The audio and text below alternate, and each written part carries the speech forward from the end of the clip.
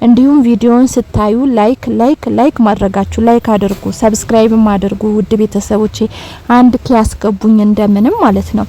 እና ዛሬ እውነት ለመናገር ይቅርታ መጠየቁ በጣም ደስ የሚል ነገር ነው። ምክንያቱም ማንኛውም ሰው ጥፋት ካጠፋ አይደለም የሰው ልጅ ጌታም ተደብድቦ ተገርፎ መስቀል ላይ ሆኖ ይቅርታ አድርጎልናል ማለት ነውና ሆኖም ማሚ እውነት ከልቧ ተመልሳ ከሆነ እውነት ልብ ገዝታ ከሆነ እውነት የነሱ ኑሮ ምስቅልቅሉ እንዳወጣችሁ አሳስባት ከሆነ ይሄን ሁሉ አስባበታል ማበት አይ ትክክል አልነበርኩም ብላ ወደ ራሷ የተመለሰች ከሆነ ይቅርታ መቀበልና ይቅርታ ማድረግ ትልቅ ነገር ነው እውነት ለመናገር ማለት ነው።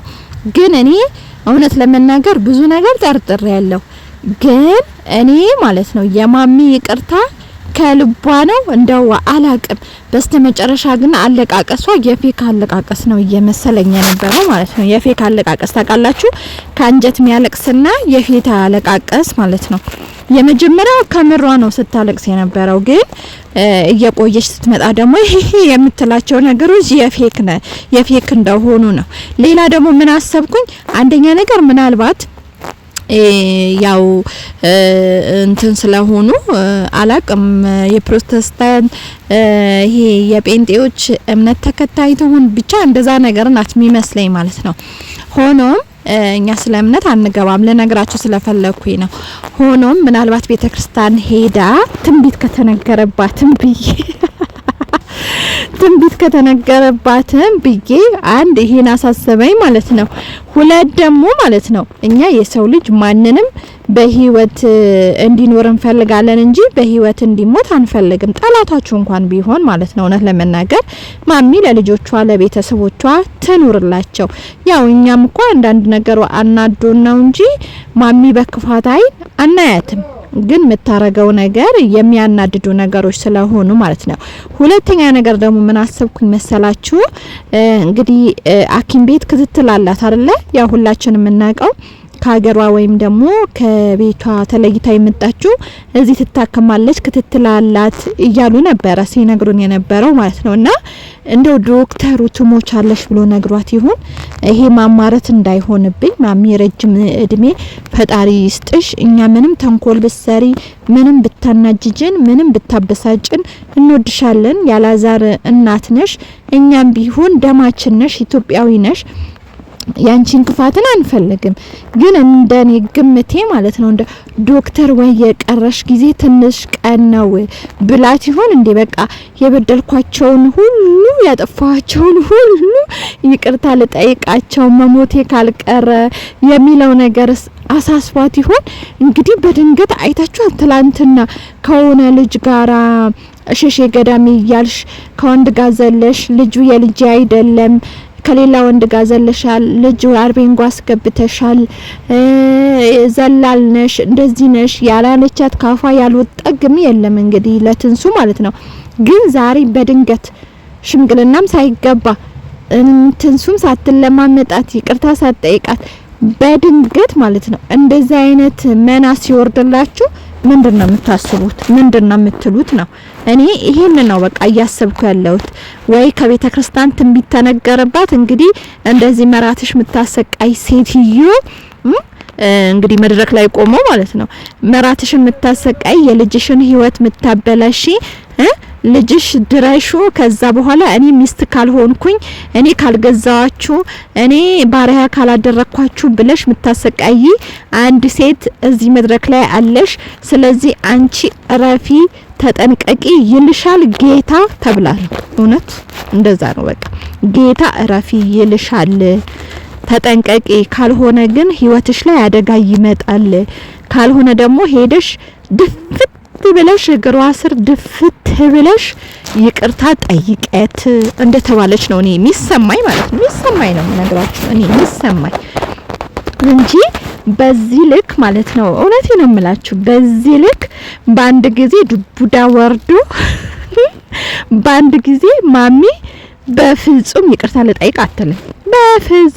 በፍጹም በራሷ ህይወት ያልመጣ ነገር ማለት ነው ማሚ በፍጹም ይቅርታ ልጠይቅ ምትል አይነት ሴት አይደለች። ምክንያቱም እንደዚህ የሚል ሰው ማለት ነው እንደዚህ የሚል ሰው ላነጋገሩ እንኳን ለከት ይኖረዋል፣ ላነጋገሩ ስርዓት ይኖረዋል፣ ላነጋገሩ ነገኩ ማገኘው ሰው ነው፣ ነገኩ ይቅርታ ተጠያይቀን አብረን ምን ቀጥልነን፣ ነገኩ የልጄ ልጅ ምታሳየኝ ነኝ እንደው ማንኛውም አይነት ሰው ማለት ነው ብሎ አስቦ አገናዝቦ ነው የሚያወራው እንጂ የመጣለትን ሁሉ አይተፋም ማለት ነው።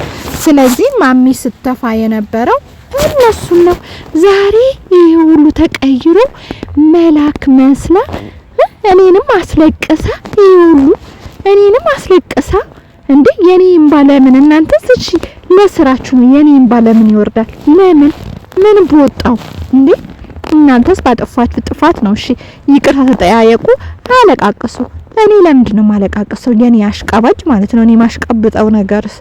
ስለዚህ በአንድ ጊዜ ተነስታ ልጆቼ ይቅርታ ደግሞ አይገርማችሁ ማሚ ሆን ብላ ማለት ነው ሆን ብላ ነበረ ህይወታቸው ስታበላሽ የነበረው ያለችውና አይታችኋል አይደለ? እስከዛሬ ህይወታችሁን ምስቅልቅሉን ያወጣሁት ህይወታችሁን ያበላሸሁት የማይመጥናችሁ ወይም የማይሆናችሁ ህይወት እንድትኖሩ ስላደረኳችሁ ይቅርታ። አያችሁ እንዴት እንደምታውቀው ማለት ነው። አይታችኋል አይደለ? ስለዚህ ማሚ የምታረገውን ነገር ጠንቅቃ ታውቀው ነበረ። ግን ሌላ ምን ጠረጠርኩኝ መሰላችሁ? ሳንነግራችሁ ማለት ነው። ሶስተኛ የጠረጠርኩት ደግሞ ማለት ነው ሁሉ ጊዜ አጋንንት አነባት ብዬ ነግራችሁ ነበር። ማሚ ወዳ አይደለም፣ የሆነ ሰይጣን ግን ሳይኖርባት አይቀርም። እንደውም በእምነታችሁ ወይም ደግሞ ጸበል ውሰዷትና አጋንንቱ ይውጣላት ብዬ እያወራዊ ነበረ። ቪዲዮ የምታዳምጡ እህት ወንድሞቼ ካላችሁ ማለት ነው። ዛሬ ደግሞ ምን ጠረጠርኩ መሰልኳችሁ? እንዳልኳችሁ ማለት ነው ቤተክርስቲያን ሄዳ ሰይጣኑ ጮሆ እንዳወጣ ነው። ነገ ታያላችሁ ወይ እንደዛ ብለው ካልመጡ ማለት ነው ሰይጣኑ ጮሆ ወጥቶ በቃ ወደ ራሷ እንደተመለሰች ነው እኔ አሁን እየተሰማኝ ያለው ማለት ነው። ምክንያቱም የነበረባት አጋንንት ያው የሰው ልጅ የሆነ ሰው አማት የሆነ ሰው ወይም ደግሞ የልጁ ሚስት የሆነ ሰው የፈለገች አማት ክፉ ብትሆን በዚህ ደረጃ እንደዚህ አትሆንም። እውነት ለመናገር በዚህ ደረጃ ሁሉ ነው የምላችሁ፣ በዚህ ደረጃ እንደዚህ አትሆንም። እና ምንድነው ያሰብኩኝ ምናልባት ሰይጣን ኖሮባት ይሆን የሆነ ወይ ከአዲስ አበባ ይሄ ወደ ሐዋሳ አይደለ ምትል ወደ ሐዋሳ ከአዲስ አበባ ወደ ሐዋሳ ወይ ከሐዋሳ ወደ አዲስ አበባ ስትመጣ እንደው መንገድ ላይ የሆነ ነገር ለካፋት ይሆን እንዴ ብዬ ማስቤ ነበረ ማለት ነውና እኔ እህታችሁ ግን ሆኖ ማለት ነው እኔ አሁን ወይ ዛሬ ቅዳሜ አይደለም ቸርች መሄዱ አይቀርም። ነገም ቸርች አለ እሁድ ቀን ስለሚያመልኩ ማለት ነው። እንደው ምናልባት ዛሬ ቅዳሜ ቸርች ሄዳ ወይም ደግሞ አሁን ሰሞኑ ማለት ነው ፕሮቴስታንት እምነት ተከታዮች የወር ጾም ማነው የጾም ጸሎት አላቸው ማለት ነውና እኛ አካባቢ የፕሮቴስታንት ቤተክርስቲያን ስላለ ነው ይሄን ማወራላችሁ ማለት ነው። ስለዚህ ምናልባት ጾም ጸሎት ሄዳ ምናልባት እዛ አስጨዋት ይሆን እንዴ? እና ምን ተፈጠረ? ልጆቹ ራሱ እኮ ግራ ገባቸው። እውነት አላዛር ግራ ገባው፣ ትንሱ ግራ ገባት። እኔ በጣም ነው የምታስለቅሰኝ። በተለይ ትንሱ ስታለቅስ ለምን እንደሆነ አላውቅም። እንባይ ዝም ብሎ ነው የሚመጣው። ከምሬ ነው የምላችሁ። እነሱ እኮ የራሳቸው ስራም እየሰሩ ሊሆን ይችላል። ግን እኔ ዝም ብዬ በቃ ወይኔ እቤት ራሱ ምን ሆነሻል እስከምባል ታውቃላችሁ። የኢትዮጵያን ጅሎች እኮ ናችንና የሆነ ድራማ ስናይና ወይ የሆነ ድራማ ነገሮች ወይ የሆነ ነገር ስና ዝም ብሎ እንባችን የሚፈስ ማለት ነው። ስለዚህ እኔ እንደዚህ አይነት ነገር ነው እያሰብኩኝ ያለሁት ማለት ነው። ሆኖም ማሚ እውነት ልቧ ተመልሶ የይቅርታ ልብ ኖሯት ልቧ ራርቶ ከሆነ እውነት ለመናገር እኛም ትንሱ ይቅርታ ተቀበይ ማለት እንችላለን። ግን እኔ ምንም አላማረችኝም ትንሱ። ለማንኛውም ልጅሽ ላይም ራስሽ ላይም ጥንቃቄ እንድታረጊ በኮሜንትም እየጻፉልሽ ነበረ። አሁንም ደግሜ በዚህ ልንገርሽ ራስሽ ላይ በጣም ትኩረት እንድታረጊ። ምክንያቱም ባለፈ ስትናገር የነበረው ማሚ ምን ነበረ መሰላችሁ? እኔ ታያለሽ ይሄ ህይወትሽ ህይወት አልባ ካላረኩት የዛኔ እኔ ማሚ አትበኝ ያለቻት እየፎከረችባት ወይም እየዛተችባት ነበረ ማለት ነውና በጣም እየዛተች ነበረ። ስለዚህ ምናልባት ይሄ የመግቢያ ማታለያ ይሆናል ወይም ብዬ አሰብኩኝ። እንግዲህ ሰው መጻፍ አይደለም አታነቡትም። እንግዲህ ምን እንደው ማን እንደምናምን ራሱ እኮ አሁን ግራ እየገባ ነው። እውነቴ ነው የምላችሁ። እንደው ከማን በቃ ብቸኝነት እንደው እንደመረጥን ብቸኝነታችን ሆኖ እንቀመጥ እንዴ? እንደዛ ይሻለን ይሆን እንዴ? ስለዚህ ትንዝዬ በዚህ ጥንቃቄ እንድታረጊ እንፈልጋለን ማለት ነው። ሌላው ደግሞ ማሚ ተስተካክላ ከሆነ ያው ታውቃላችሁ ነገ የሆነ ነገር መስማታችን አይቀርም። ማሚ በምን ደረጃ ነው ባንዴ ተለውጣ በዚህ ደረጃ እየየ ያለች ይቅርታ የጠየቀችበት ምክንያት ማለት ነው ነገ መስማታችን አይቀርም፣ እንሰማለን። ግን ሆኖም ከልቧ ከሆነ ይቅርታን ተቀበይ። ይቅርታ ተቀበልሽ ማለት ግን እንደ ድሮ ማሚዬ ልጄ ምናምን እየተባበልሽ ራስሽን ማርከስ አይደለም። ራስሽን አስከበረሽ ፍቅርም በሩቅ ነው ደስ የሚለው። እውነቴ ነው የምላችሁ። የማናችንም ቢሆን ምንም ከራሳችንም ቤተሰብ ቢሆን እውነቴ ነው ያቅማዳን ከደረሳችሁ በኋላ ራሳችሁ ለቃችሁ ውጡ፣ ራሳችሁን ቻሉ። ከዛ በኋላ ቤተሰቦቻችሁ አመት በዓል ካለ ጠይቁ፣ ቤተሰቦቻችሁ መርዳት ባለባችሁ ነገር እርዱ። ግን ከዛ በተረፈ ይሄ አጉል በጣም አቀራረብ ማለት ነው እንደዚህ ነው የሚያቃላችሁ። የትንሱና የማሚ ጉዳይ ከመጀመሪያ ጀምሮ የተስተካከለ ስላልነበረ ነው በዚህ ደረጃ እንደዚህ ሊሆን የቻሉ። ምክንያቱም ይሄ ቅጥ ያጣ ፍቅር ነበር የነበረው። በቃ ሁላችንም የሚያስቀና ወይኔ አማትና መራት እንደዚህ አይነት አለ እንል ነበር አይደል? ከመጀመሪያ ጀምረን የምንከታተላቸው ልጆች ካለ ወይኔ ታድለሽ ትንሱ፣ ወይኔ ማሚ ታድለሽ እያልን ነበር ኮሜንት ስንጽፍላቸው የነበረው ማለት ነው። ምክንያቱም ልክ የሌለው ፍቅር ነበረ ሲቀራረቡት የነበረው።